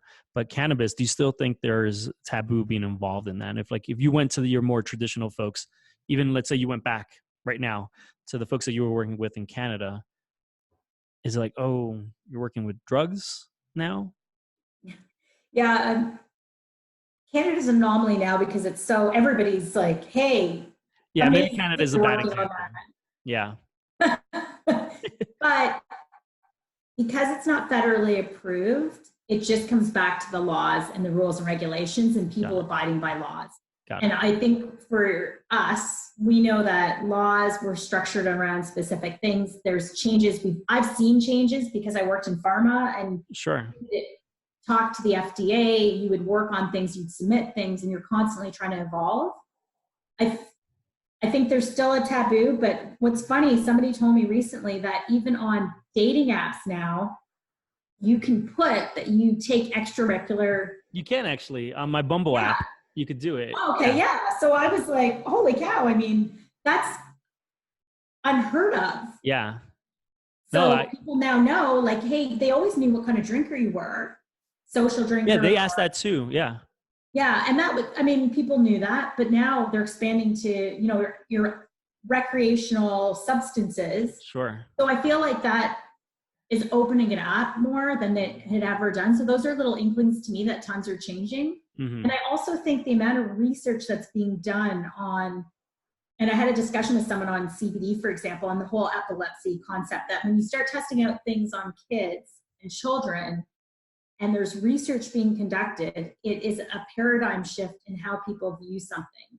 And fair enough, CBD doesn't have THC in it. Yeah. But then there's psychedelic element. Yeah. Yeah, the psychedelic component that, why drink to get that release? If you were if somebody else is using, and pain, a lot of people talk about pain relief. So giving someone another alternative that's potentially coming from a plant source, and it's helping their life overall. And I think there's this whole paradigm shift to just overall healthy lifestyles and being more in charge of your stress and, your anxiety and sure, anything to help like overall your quality of life. Yeah, 100%. And we should be open as people, as governments, to exploring those kind of things. I love that you brought up the whole idea of like people following the law and thinking because it's a law. I come up against that a lot. And I use the example here. Like here, I've ridden motorcycles most of my life. You don't need to have a helmet. That's a law. There's no law saying you need a helmet. I'm like, all right, well, the government says I don't have to wear a helmet, so I'm not going to wear a helmet. That's just not smart. I'm going to wear a helmet regardless what the law is or is not, right? Maybe there's no law saying I shouldn't cross the highway without looking, but I'm going to look both ways before I cross the street or not even be on that highway, right? So if I look at it from that perspective, then the other laws, what does that mean? What do they mean, right? It doesn't mean right or wrong. Yeah. And it's just because it hasn't been brought up to a certain amount of people. And I was talking to a few people about when it will be approved at a federal level, and it will be the government, and it will be around, whatever leaders in place and how quickly things can change and get approved. I don't know if you might know this, but is the cannabis industry, does it have a higher percentage of women in it than other ones? Funny that you asked that. I was going to tell you a couple of stats on, because I was talking to this edibles company. So two things. One, I'm actually just starting to talk to an edibles company in Canada, which I'm really excited about. They just, I told you, approved it. What came up in some of the research that I've been looking at, and I'm really interested to spend a lot more time in this space, is that there's this social weekender, both males and females, that are now moving away potentially from drinking to this cannabis experience of some sort, whether it's an edible or etc. Sure. But they don't want to wake up hungover or whatever, so let's try an edible or let's try something else. And there's still a stigma on smoking. Sure. Right? Yeah, like the actual physical act of smoking. Yeah, and then inhaling, because it's your lungs, and if you're smoking anything, you're still inhaling into your lungs. Yeah, there's still carcinogens. Smoke shouldn't enter our lungs, period. Yeah. And so then there's this segment of moms with kids. Oh, interesting. Yeah, who on a weekend or whatever, and they might still have a glass of wine, but it's like, hey, let's try an edible. So soccer moms. Wow. And I think there's a lot more comfort for if you know how much you're consuming, because with potentially something that you're smoking, you're not really sure on dosing, etc. So people feel more comfortable with specific amounts. And it's also good because then they can regulate it themselves after trying something. Yeah. And that's why I actually do love, I'm okay with government involvement, because now I can look at a label and trust the label versus getting it from someone who, even if it's legal, but that grew it, right? Like, even though shrooms are decriminalized now here, meaning that you won't get in trouble by having them, they're still not selling them in stores or anything like that, right? There's a difference between legalization and decriminalization, but then I still don't know what I'm getting, right? This person might be like, oh, I grew this XYZ. And it's like, who knows? At least with the cannabis here in Denver, it was regulated. The bigger companies are doing like third-party testing, so you know what's in it.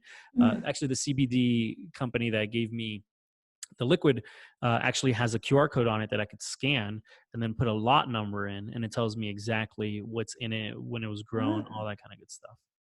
That was a big thing that came up with individuals that we're talking about in the cannabis space, is there's a quality level, even in terms of production and it being organic versus non-organic. Yeah. And people just don't understand yet because it's so new. Sure. And the truth of the matter, unfortunately, is there are a lot of shady companies out there too. And we see that in supplements, right? How many studies have we seen where people buy vitamin C and they test the pills and there's like no vitamin C in those pills, right? That's happening now too. So maybe someone who's like, oh, I tried CBD, it didn't work. Yeah, I went to a store I can't remember what I was getting it for. Might have been a headache or something, or sleeping. So I've never had an issue sleeping. And then all of a sudden, supposedly as you get older, you need less sleep. Okay. And I didn't know that. As you get older, you need less sleep. So, and also with your physical activity level, you need less sleep, supposedly. You'd think you'd need more because you need more rest, but. So I thought, I'm going to test out the CBD instead of like melatonin or whatever but I went to the store and there were so many brands to select that it's so difficult. Yeah, I need to educate myself. And that's why it's exciting for me, because a space that isn't well defined, I love it, first of all. So I like helping educate. Yeah. Just based on the brands I worked on, because I worked on some brands that were, for very specific treatments within the context of a product that provides like soothing for chemotherapy patients. Mm-hmm. And it was called biotin, and it was actually to help them with when they had Nausea? cancer, Okay. and they had potentially some chemotherapy, that they would have dry mouth. Okay. And so you would use these mouthwashes, liquids, gels, etc., to help soothe. Interesting. I deviated, by the way, for some odd reason onto this tangent, but no, please. This is what the podcast is about. Like, okay, yeah, it was a product that you actually feel like I had to educate. So not only the caregiver, but the patient through advertising and communication and using associations. And I loved doing that because you're actually helping with the quality of life for someone who, had a specific issue. And that's what I feel like we have with the cannabis space right now, and both just CBD as well. I don't know what to buy. So I hate that because I really want to know and make recommendations. Sure. No. And there's a lot of bad out there too, unfortunately. Everyone's jumping into the bandwagon and selling it. And yeah. What have you found actually? When you say that, what have you found?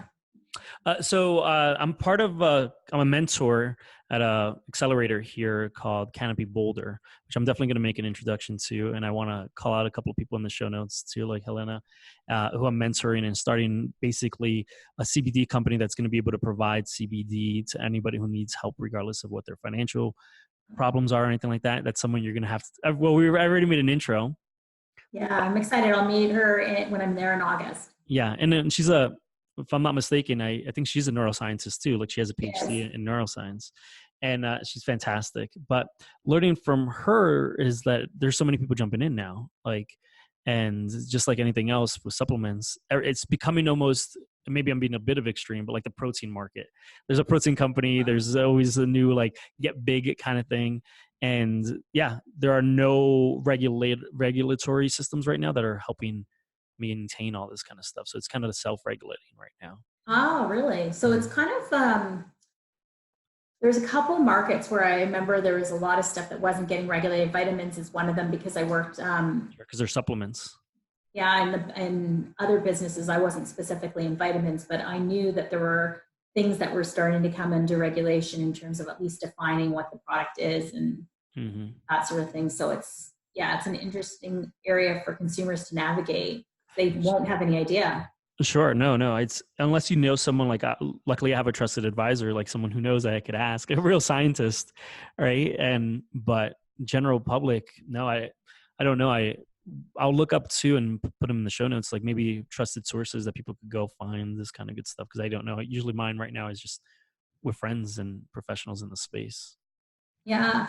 And I think because you live in a space where the state has it approved, you've had the opportunity to be exposed to a lot more than anyone else. Certainly, yeah. Because someone in maybe Florida right now is like, what the heck? It's a completely different world. It's still somewhat peculiar for me, like when I walk out and I smell marijuana, and I actually smell it quite a bit. I don't want to give it like Denver or anything like a bad connotation, but like I do smell it quite a bit, even in my apartment building. And I'm like, oh, it's legal. You know what I mean? Like versus being younger and smelling it and being like, someone's doing drugs. Well, I even think back when I was in college, and I just never thought that Canada would approve it. Wasn't even on my radar. So it's good to see, first of all, that it was approved because it helps, I think, globally. And I know there's a lot of other countries that have it approved as well. And also from an economical factor, it's helping countries. And I love seeing that too, because it's cash smart crop. ways on. Yeah. So I want to get back to your business for a second. I'm going to tie it together, right? Yeah. So in one sentence or two, the elevator pitch, what is BREWASIS? Yeah. So BREWASIS is a company that provides insights using your data to grow your business. Awesome. Specifically in the vertical of beer, distilleries, alcohol. Specifically now, but then we're expanding to cannabis and CBD. Awesome. And then non-alcoholic beverages, and actually creating a parent umbrella company to go into other spaces. So we're looking at white spaces as well, because for me, Leo, the concept was, and as I started working on this business, it's expanded obviously, and I've pivoted. I use data every day, and I didn't realize even that I was such a data nerd. I have to tell you that right now. That was another one of my psychological barriers overcoming, because females aren't data nerds. We aren't. Okay. We're not normally. I have an iWatch, and I track everything.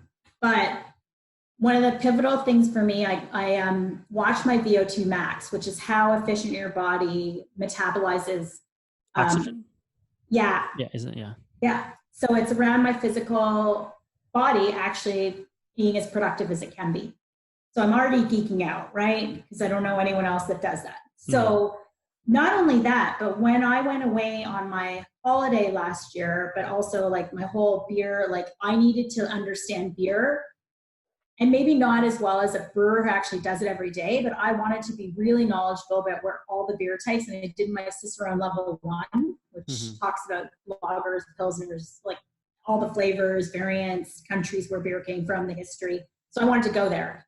I went hiking. I think I told you this. I got bit by a tick in Bavaria. You did tell me this. Tick came home, so illegal alien entered the country with me. You didn't fill out a form? He didn't fill one out. He snuck in. I'm going to send him back, though, to Bavaria. I talked to one of my German friends. I'm like, can you take him back? Do you have him in like a little vial somewhere? He's in a little, I put him in a little baggie. I brought him to the doctors for them to test. They're like, we're going to test you instead. So I got Lyme disease, and I had felt jet lag for a good week, but I was like, oh, this is killing me. When they found out, I actually looked at my VO2 max and I dropped 5 to 7 points on the efficiency, and it lasted for months. And I kept watching it, and I was back at the gym. I took 2 months off the gym because you can't work out when you have Lyme, you're exhausted. Yeah, it's like lethargic. I mean, you get the brain fog, so you actually have no idea what the hell's going on, but your whole body's shutting down. Yeah. So, and this is actually, Leo, another push for me last year on my business as a female founder and as a founder. When I started you see your mental capacity degrade. And that's your biggest fear in life, I think, right? Oh, yeah. It's the one thing I'm worried about. My cognitive ability. Yeah, 100%. So I'm drinking creatine water. I'm going to try it. This happened, and I was freaked out because I couldn't be as efficient. I was still getting a lot done, and some of my friends and family laughed because they're like, oh, now you're normal, Sharon. And I was like, oh, I get it, but I have Lyme disease. So as soon as I figured it out, took the antibiotics and started to feel better, I started to get back onto my workout schedule, and like my goal was to get my VO2 max back. And I'm tracking this, right? Like this is something that I love how excited you're getting, the passion. I see it. I just checked it yesterday. It had been like maybe a couple of weeks I hadn't been looking at it, and I was like, oh, it's back. So it took a year. No, under a year, because it was September last year or August. And I'm back, but that's how much data can help you. So I'm using this analogy of if I had no idea that I dropped 7 points, and sorry, I meant 7 points, you actually gain. So the higher your VO2 max is, it means the worse off your body's not efficiently metabolizing everything and working at. And I won't get into all the science about it because I definitely am not a scientist on it, but because I saw it, I knew my body wasn't back until that number got back to last year's number. I absolutely love, this is so interesting. Yeah. I love that we are in a place in the world and humanity that you're able to do that, because even 5 years ago, you wouldn't have been able to do that. And truthfully, the doctor, no fault of their own, probably would even have the technology to give you to measure that or think about that. And they're not with you, like 24/7. Yeah, they didn't know how I felt or what. They didn't know to check up on me. And here I am like, you know what? I'm responsible for my health. If I want to get my health back to what it was pre-Lyme, I'm going to eat as clean as possible. Yep. I'm going to work out again and get back. And let me tell you, I was tired at the beginning, and it was tough because your body craves sugar, carbs. Yeah, 100%. Like glucose, because it's energy too. Yeah, all it does in Lyme is it's like, give me that pastry in your hand. I'd snatch it out of your hand and like stuff that Yeah, donut. like start eating. I do that now. Because I had this number though and so that's what I think is data is powerful and not everybody knows where to look. And for some odd reason, my superpower is that when I look at spreadsheets, which is so funny because no one would have thought this would have been my thing, but I love looking at spreadsheets and finding nuggets of data that will help drive growth. Amazing. And that's my number one priority. And that means any data, by the way. So yeah, it could come from anything. And mostly actually the best data is the unexpected data, right? Yeah, well, it's the surprise data that everyone has access to, but nobody's looking at. Yeah, I've been to a couple of conferences now where IBM bought the Weather Channel, and they're presenting on the use of weather and like almost everything. I'm like, this is the most amazing thing in the world. I geek out on it too. I'm like, the weather is such a great indicator of different metrics and things that are just we never think about. Well, happiness, weather. True. Yeah. Happiness, weather. Yeah. Going out to eat, not going out to eat, driving, not driving. Like, we actually look at weather data as well for sales for the craft beer industry. That makes sense. That's interesting. Yeah. And funny thing, when I was picking cities I wanted to live in the US, I created a spreadsheet on the top cities with the numbers of days of sunshine. Yeah. Like not Seattle. Well, Denver has one of the most. They say, some people say it has more sunshine than than Miami. Oh, no way. Yeah. So Miami came up. Arkansas was one. And I wanted anything more than Toronto, just to give you my benchmark, because I was coming from Toronto. And warmer than Toronto.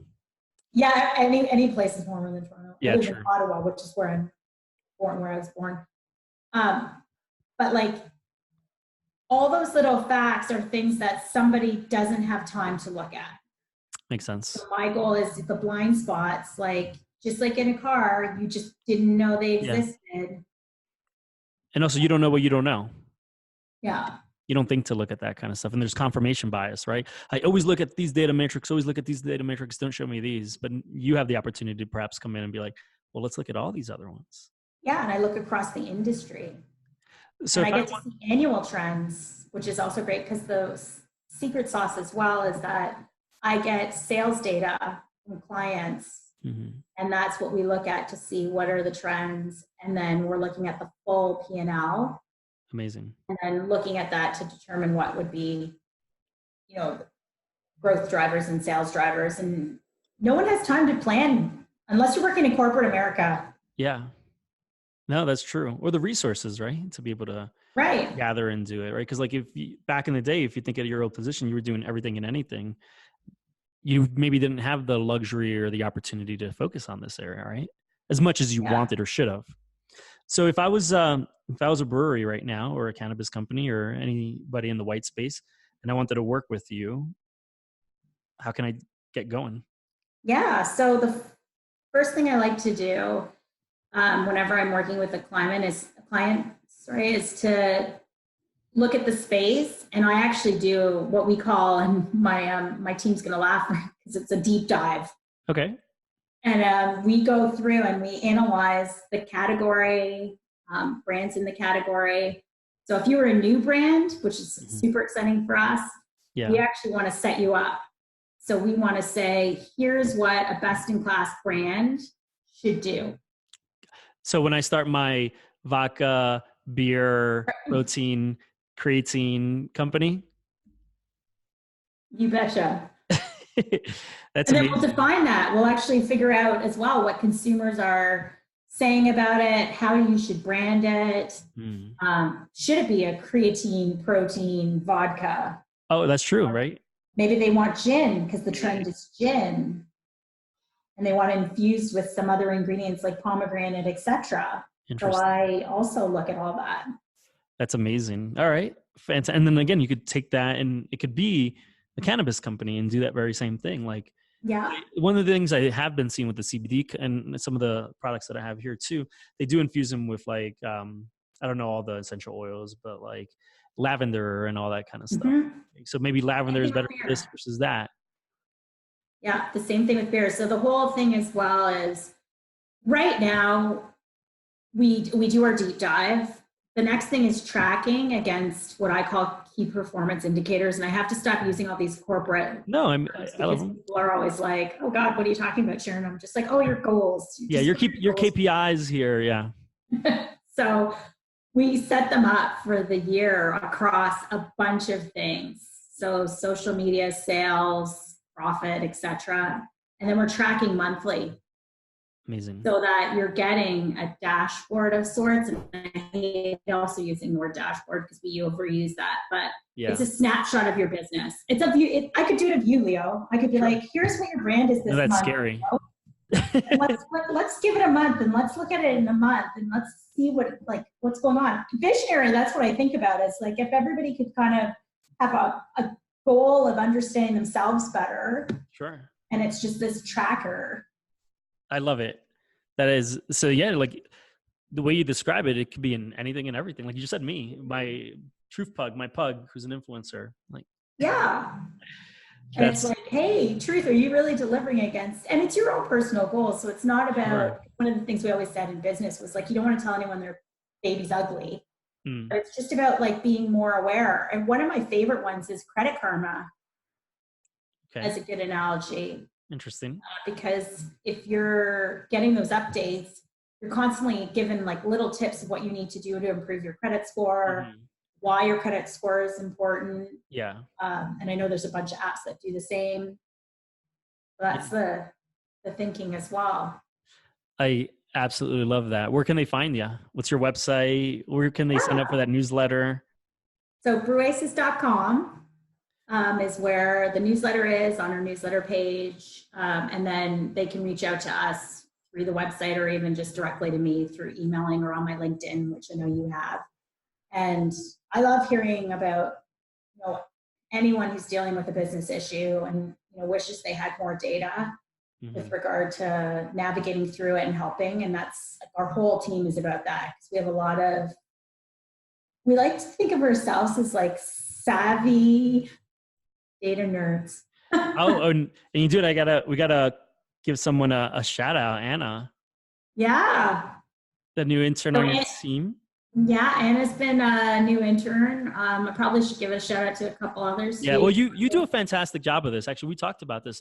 You always post on LinkedIn when you have an intern or someone else you're working with. I absolutely love that. Yeah, 3 of them graduated, so I'm always sad to see them go. Yeah, let's give them a shout out. Who else are the other ones? Yeah, so I'm going to use nicknames. That's what we do on my team. So Maze did a phenomenal job on our app development. So you talked about an MVP. We actually have one through her work. Nice. That's kind of our first, crack at it. MJ did our dashboards and all our visuals. Yanbin is my data scientist / he's turning into a coder. So he's working on our next gen MVP. Wow. T, who worked on coding our dashboards, and he's working on the MVP as well. Anna, you introduced me to, and she did amazing work on our first round of our pitch deck. She's done the industry newsletter that's going out. Go Anna. Carol Ann, who did branding for BREWASIS, and we're working on our new brand, which is BREWASIS. Okay. A little shout out there to Carol Ann, but a sneak peek to our new brand. Amazing. So that we can cover a whole bunch of other, and it's kind of the team behind your data, or just introspection on data across like multiple industries, because we obviously started in beer and craft alcohol.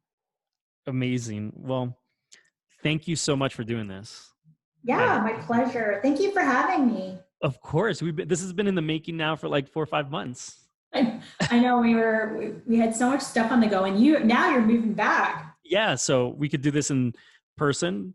You do some LinkedIn Live, promote the heck out of everything that you're doing. Yeah, where are you living, by the way? I'll be in Weehawken. I'll forever be in Jersey. Yeah. If I ever move back to that area, it's always going to be Jersey. Something big would have to move me to Brooklyn. Yeah, it's great, and it's growing. There's going to be a Whole Foods there now. Oh. Who knew? Yeah. But I thought there was one there already, actually, I'll be honest. There's a Trader Joe's in Hoboken that opened up. Yeah, I was there for that. Yeah. So no, my pleasure. And I appreciate too you recommending interns, which has been great. Of course. In these conversations and just talking about my business and the journey, because it's always great. And you've always been a sounding board for me as well, Leo, and I appreciate that. Of course. So thank you. And for what you do, which is awesome. Thank you. No, thank you. I like I said, you inspired me from day one. We talked for like, I think it was literally 2 hours, and we were only like, let's get on the phone for like 2 minutes. Yeah. No, I remember that. And it was like, here it is. Yeah, I know. I love that. And then we just became quick friends. So. And I want you to meet my team. Oh, that'd be amazing. I can't wait. No, we're going to hang out a lot. It's going to be fantastic. Yeah. I do have to do one more shout out actually, and you have Please. to meet this person. So as you know, I've been like doing the CTO stuff myself.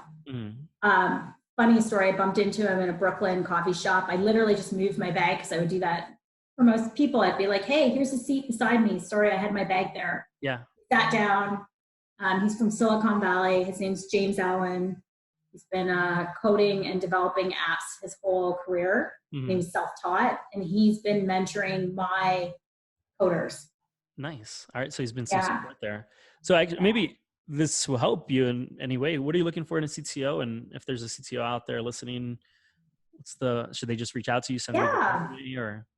Yeah, that's actually amazing, Leo, because I've interviewed a lot of people. I think a couple things. One is experience in obviously software development, software architecture, but in particular leading like a junior team, because my team happens to be new to all of this, but they're really smart.